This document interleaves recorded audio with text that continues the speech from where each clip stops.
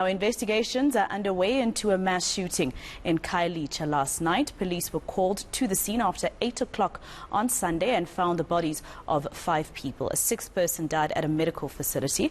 This is the 3rd mass shooting in the area since March. Let's take you rather to court in Nelspruit for you to just listen in on that case. So those are part of the things that we look at to associate for associations.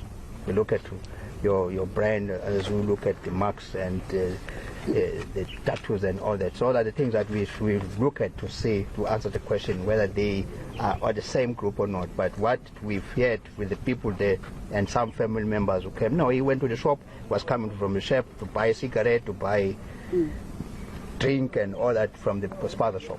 And were the suspects, were they on foot or did they drive by? Or where did they fire the weapons from?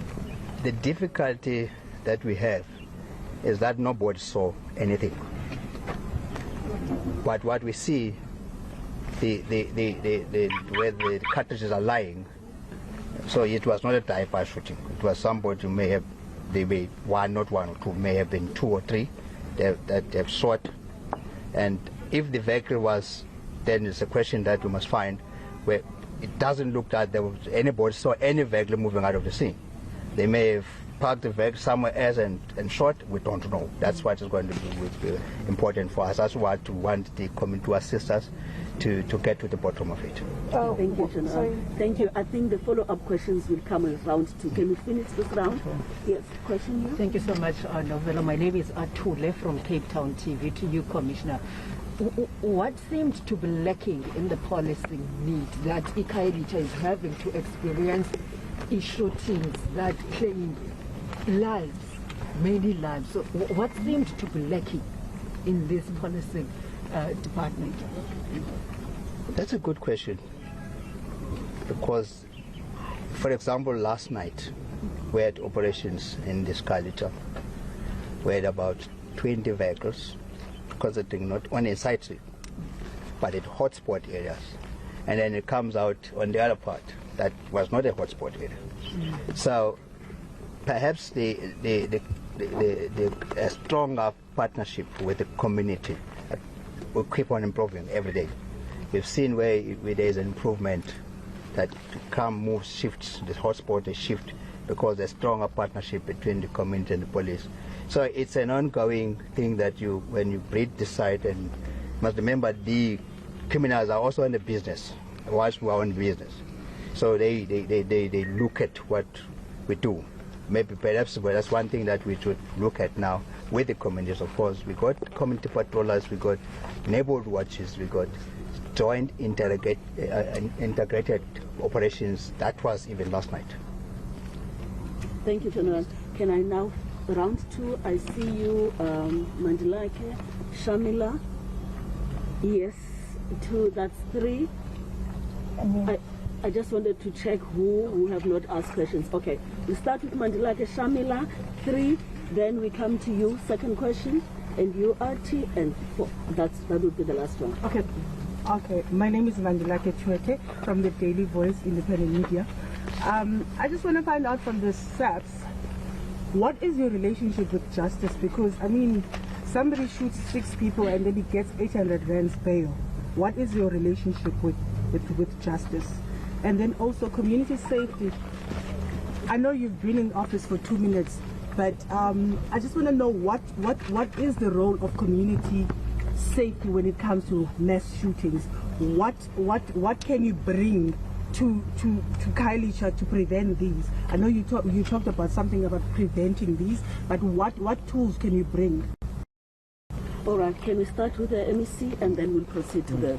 Thank you so much for the question, because like I've said, that whole of government approach, whereby in the Khayelitsha area, for example, we have 71 LEAP officers that is working in Site B, Site C. We also have an additional 87 that is working in the Rari area. We do know that the earlier question regarding the policing needs and priorities, for example in Khayelitsha, where we have seen that the increase in allocation of more visible policing, of more boots on the ground, will definitely help and assist, because visible policing and boots on the ground is a deterrent on the one hand. But on the other hand, we also do in terms of training and assisting neighborhood watchers to patrol and working alongside the CPFs to ensure that the CPFs, the neighborhood watchers and community stakeholders, for example, like the KDF even here in this particular area, to see how we foster those relationships, because it is the neighborhood watchers that are ultimately the eyes and ears on the ground for the SAPs and the LEAP officers as well, but also fostering that relationships with communities. So it is that joint approach.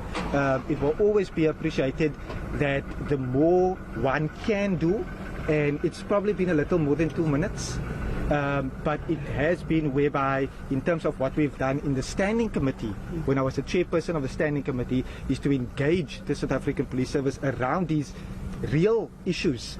And when the PC says that he has not been sleeping, I can actually confirm, because since 2 o'clock this morning he has not been sleeping, and following what happened in Somerset Hospital. So I think he's probably just living on coffee and 2 hours of sleep for the weekend. But that is the scenario. We need to work together. We need to see how we can better allocate resources to where it is needed. But we also see that once crime is, or one activities is disrupted in one particular area, it does move to another one, which shows that on the one hand it's working, but on the other hand we obviously need to come with additional resources, for example. So yes, that's a good question, and I'm looking forward to the rest of the 2 minutes moving forward. Regarding the relationship between ourselves and the justice cluster, we got good relationship, and you must understand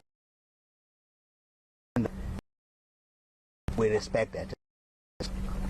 Hence, we go all the way to oppose bail. That you've been following. You have been writing stories on the bail application that we do. But at the fundamental important is that the justice, the courts are independent, and that independence has to be maintained in a democratic country like ours. And so, it's not that that person, when he's released on 800 rand bail, there are conditions that are placed on that person. Because if that person commits another offense again, and most of the time we don't come back to you and say, we have gone to court and so that the bail can be revoked. In many of the cases that happens. But at the same time, we're working towards ensuring that everybody that has committed heinous crime remains in the cells. But in any event, many of the people that we've applied bail, they are inside. But few that are outside, that they got their luck to get bail conditions, fines or bail money, the amount that is low. But when it comes the second time, it gets increased all the time. But there are many conditions that the magistrate they look at, which is I'm not privy to that. Thank you, General. We'll move with speed. Shamila? Yeah, I'm sorted. You sorted. Jenny? Thank you, I'm Jenny Evans. I'm from News 24. First of all, I'd like to extend my condolences for the police officer who died. Can you speak up a bit, Jenny, please? Sorry, I'd like to extend my condolences for the police officer who died, and I was wondering if you could tell us more about that and whether you feel you need to review hospital guarding. That's my first one. My second one is, could you please tell us about the woman who was stabbed to death at the same incident last night? And were there any weapons that you found have come from the police's, stolen weapons or anything like that, based on the cartridges that you found on the scene? Yes, please. I'll start with the last one, the cartridges in the scene. They're still going to go for the ballistic to link and see where they come from. So it's a whole science that goes within the investigation. The second part, you're saying the tell us whether you need to review your hospital guarding processes, please.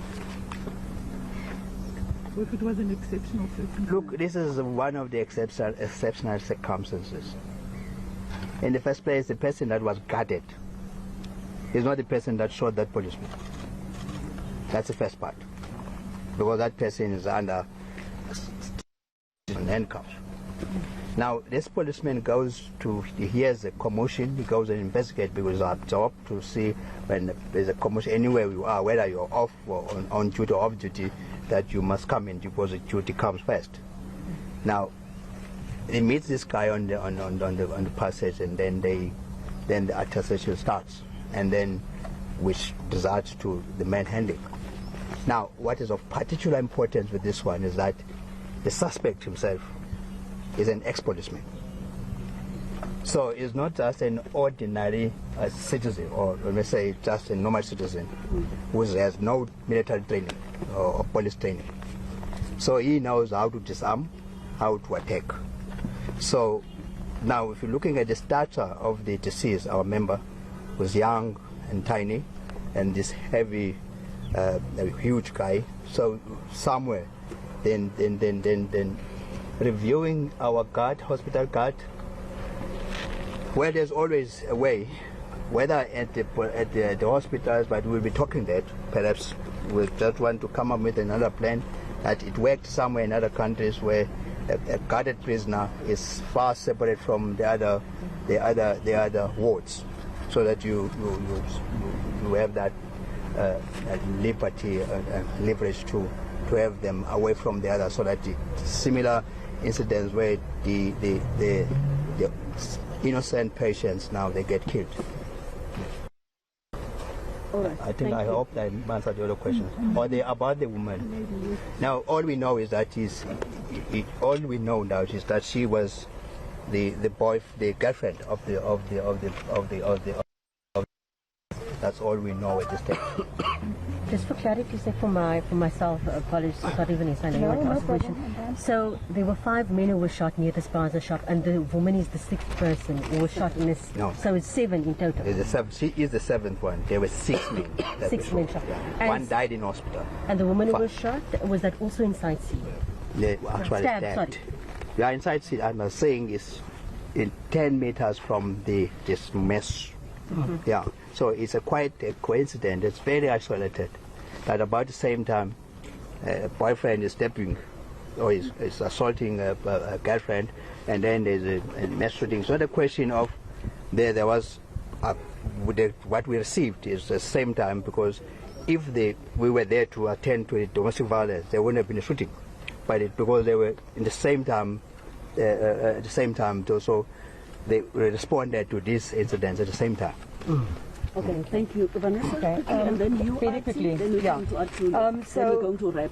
Commissioner, so as yet, can you talk to us about the resources that you have allocated to investigating this matter, number one? And number two, when can we expect the suspect in the hospital shooting to appear in court?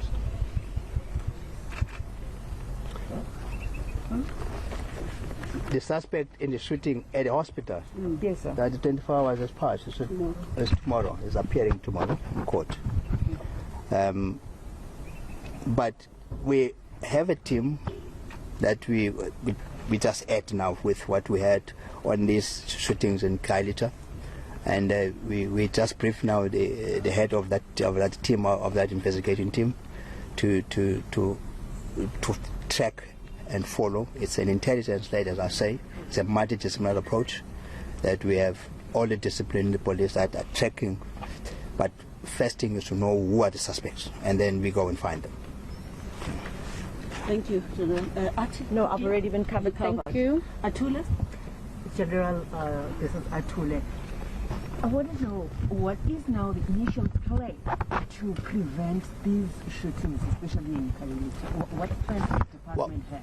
What we know, what we are doing, which we will now redirect some money other resources to oversaturate the area. We use the term to oversaturate it, because it's already been saturated by the policy, to oversaturate it, to stabilize the area. Because what we do is we have to stabilize the area so that then we can then canvass this information from the witnesses as we move around. So it's shifting. Must remember we got the 10 stations that are actually contributing 45% of our matters in the whole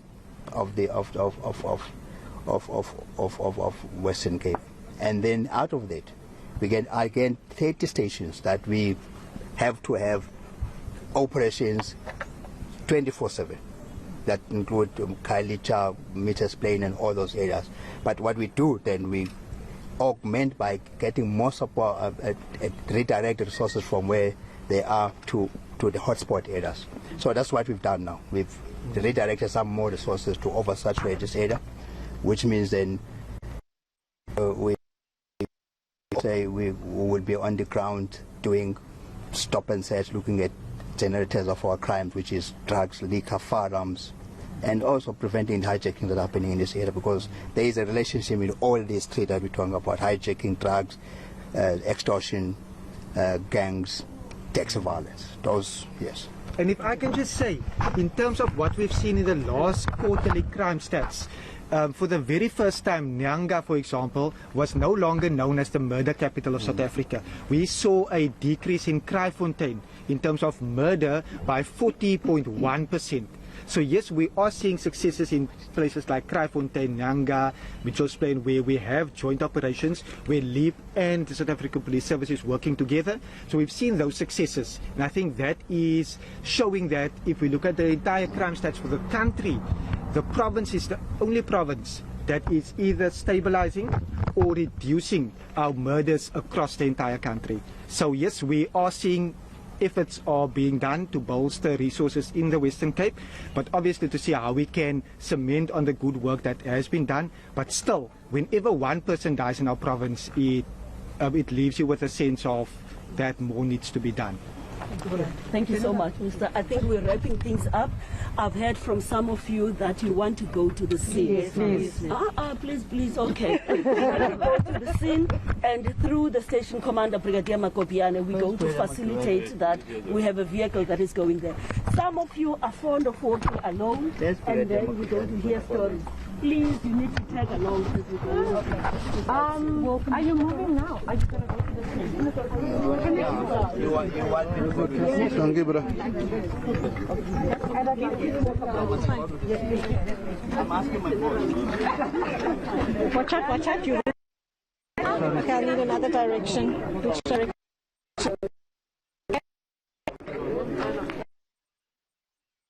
Okay? Which side do you want? Oh, the sun.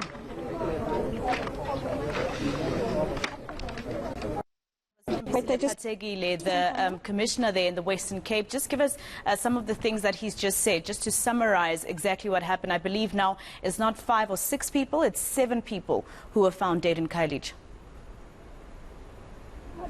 Yes, Maseko, so let's just to clarify, 6 people killed in this shooting incident. The Western Cape Police Commissioner telling us that the details are still very scant, but what appears to have happened, people either walking towards a spaza shop or walking away from it, and that is where 6 people were shot. 5 of them died on that scene and 1 in hospital a little later. And then a 7th person, as you mentioned, a woman, also shot and killed, but unrelated to this mass shooting. It appears she might have been shot in a domestic violence incident in the near vicinity. And so initially it appeared that she was part of the mass killing, but it now appears that that was not the case, and police also